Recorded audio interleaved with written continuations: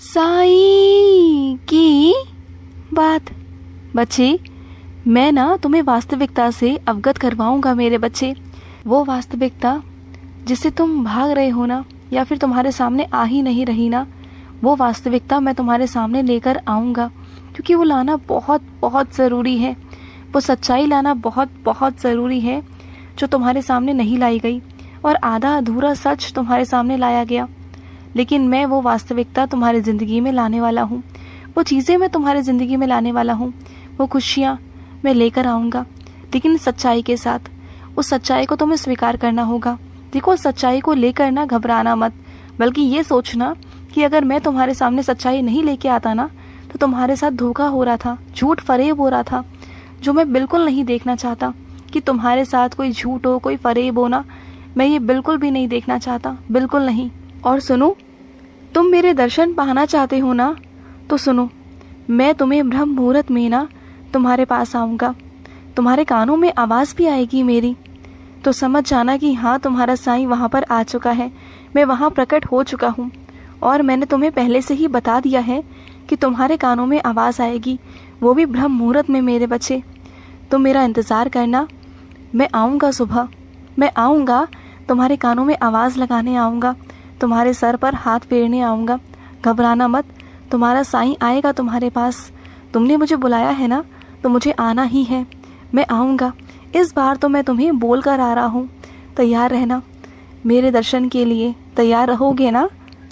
और ना, मेरे कुछ बच्चों की आदत है, अगर उनके हाथ में कलम आ जाए और उन्हें कोई पन्ना दिख जाए ना, तो वो फालतू ही इधर उधर उसमें लाइनें बनाते रहते हैं, कुछ ना कुछ उल्टा सीधा लिखते रहते हैं। उनके हाथ रुकते नहीं। उनके हाथ में अगर कलम है ना, तो वो कुछ ना कुछ करते रहेंगे। कभी वो अपने हस्ताक्षर बनाएंगे, कभी वो कोई कला बना देंगे, कभी वो कुछ बना देंगे। अरे, तुम्हारे पास अगर कलम है, कोई पन्ना है ना, तो उस वक्त तुम साईं राम क्यों नहीं लिखते हो? हाँ, मानता हूँ कभी जल्दबाजी में होते हो, कभी कहीं बैठे हुए होते हो, तो साईं साईं लिख दो। 5 बार हो जाएगा, 1 बार हो जाएगा। कम से कम तुम जानते हो, अगर तुम्हारे हाथों से 1 बार भी साईं लिख गया ना उस पन्ने के ऊपर, तो वो पन्ना भी पवित्र हो जाएगा, वो कलम भी पवित्र होगी, और जो लिखने वाला है ना, उसकी अंतरात्मा भी पवित्र होगी। और जो लिखने वाला है ना, उसके भाग्य में उदय हो जाएगा, उसके भाग्य में प्रकाश हो जाएगा। तुम्हें हंसी आएगी ये सोचकर कि 1 बार साईं लिखने से क्या होगा। अरे, 1 बार साईं लिखने से तुम जानते नहीं कि 1 बार सिर्फ साईं लिखने से क्या क्या हो जाएगा ना, तुम सोच भी नहीं सकते। तुम्हारे कितने कर्म कट जाएंगे ना, तुम्हारी जिंदगी में कितना अच्छा हो जाएगा, तुम सोच नहीं सकते। जब तुम 1 बार साईं लिखते हो ना, तो बहुत कुछ हो सकता है। अगर तुमने वैसे ही लिखना शुरू कर दिया ना, तो देखना तुम्हारा मन जो इधर उधर भटकता है ना, चंचलता की तरफ एकाग्र हो जाएगा। और तुम जो इधर उधर भाग रहे हो ना, परेशान हो रहे हो, जिस भी काम के लिए भाग रहे हो, वो सारे काम तुम्हारे पास खुद चल कर आएंगे, और वो सारे काम हो पड़े होंगे, तुम्हारे सारे काम हुए पड़े होंगे। तुम जो भाग रहे हो ना, तुम्हें भागने की ज़रूरत नहीं पड़ेगी किसी के पास में भी, बल्कि लोग तुम्हारे पास आएंगे। तुम देखो तो सही, तुम अभी मुझे जानते कहाँ हो। अपने बाबा को जिस दिन जान जाओगे ना, उस दिन तुम्हें अपने बाबा के ऊपर पूरा भरोसा होगा कि मेरे बाबा जो कह रहे हैं ना, वो पत्थर की लकीर है। और मैं अपने कुछ बच्चों से कहना चाहता हूँ, तुम हमेशा मुझ पर उंगली उठाते हो, मुझ पर दोष देते हो कि साईं, मैं इतने सालों से पूजा पाठ कर रहा हूँ, मुझे कोई फल नहीं मिल रहा, मेरे साथ ऐसा नहीं हो रहा, मेरे साथ वैसा नहीं हो रहा। मुझे गिनाते हैं कि मैंने आपका स्नान कराया, मैंने आपकी सेवा की, मैंने आपके साथ ये किया। मैं तुमसे पूछता हूँ कि ज़रा अपने शरीर की तरफ देखो। तुम्हारी जो 2 आँखें हैं ना, सही सलामत है, तुम्हारे 2 हाथ सही सलामत है, तुम्हारे दोनों कान सही सलामत है, तुम्हारा मुख सही सलामत है, तुम्हारे दोनों पैर सही सलामत है, तुम स्वस्थ हो अपनी ज़िंदगी में।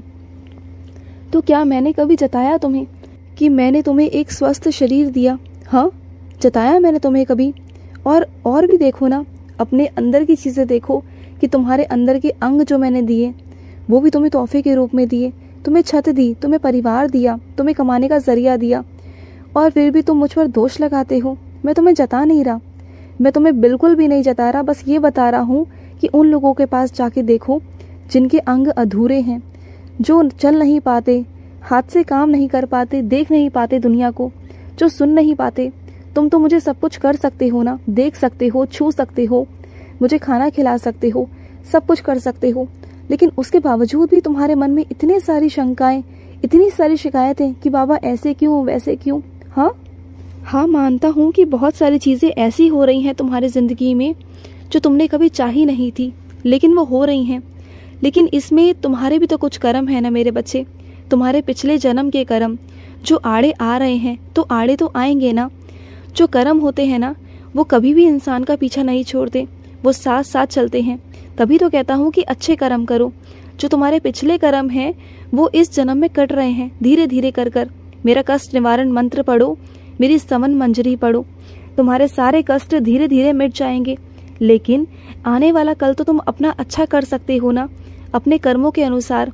तो अपने कर्मों को अच्छा करो, अपनी ज़िंदगी में ना कुछ चीज़ें उसमें जोड़ो, जैसे कि अन्नदान करो, मेरा पाठ पूजा करो, मंदिर आओ मेरे, हफ्ते में चाहे एक बार सही मेरे मंदिर आओ, मेरे पास बैठो। फिर देखो ना नकारात्मक चीज़ें, नकारात्मक ऊर्जाएं और तुम्हारे कर्म कैसे तुम्हारा पीछे छोड़ के भागते हैं। जब तुम उस भक्ति में आ जाओगे ना, अपने परमात्मा में लीन हो जाओगे ना, तो तुम्हारे कर्म ना बहुत जल्दी मिट जाएंगे। यही रास्ता है। तो तुम भागो मत, परेशान मत हो कि ऐसा क्यों और वैसा क्यों। दोष देने से अच्छा है कि समस्या का समाधान ढूंढो। हल तुम्हारे सामने है, लेकिन बस तुम परेशान होकर ना देखना नहीं चाहते, तो देखो उसे।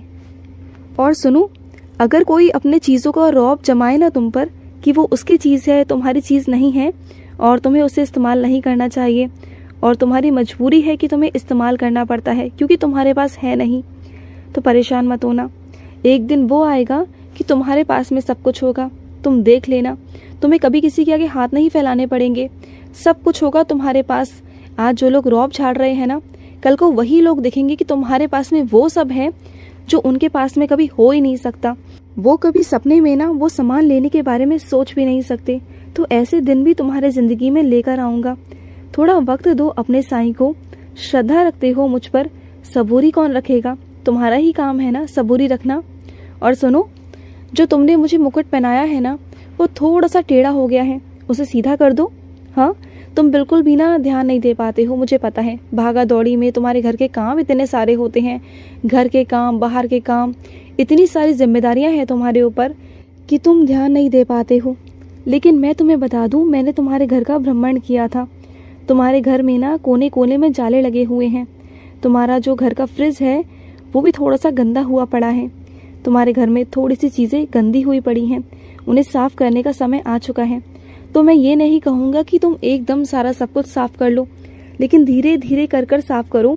और सबसे पहले अपने घर के जाले उतारो, क्योंकि तुम्हें नहीं पता कि ये बहुत नेश्ती होते हैं। घर में जाले नहीं होने चाहिए, घर में साफ सफाई होनी चाहिए मेरे बच्चे। तुम जानते हो ना, जिस घर में मैं रहता हूँ ना, उस घर में गंदगी नहीं होनी चाहिए।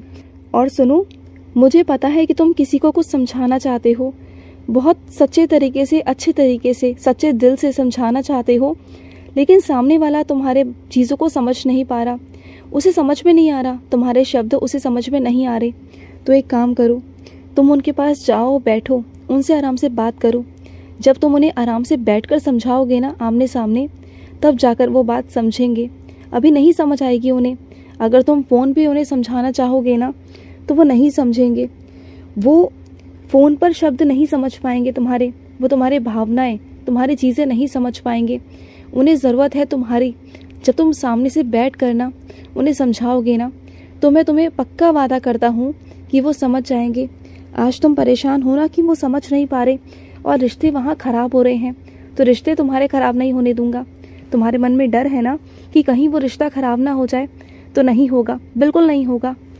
ऐसे ही थोड़ी ना मैंने तुम्हारी ज़िंदगी में वो रिश्ता भेजा है। अगर वो रिश्ता है तो वो जन्मों जन्मों का है, सालों सालों का है। वो ऐसे ही नहीं जाएगा तुम्हारी ज़िंदगी से, कोई नहीं जाएगा, कहीं नहीं जाएगा। जब तक मेरी इच्छा ना होना, कोई तुम्हारी ज़िंदगी से जा नहीं सकता और कोई तुम्हारी ज़िंदगी में आ नहीं सकता। इस बात का ध्यान रखना। खुश रहो। आज का रात्रि साई संदेश समाप्त हुआ।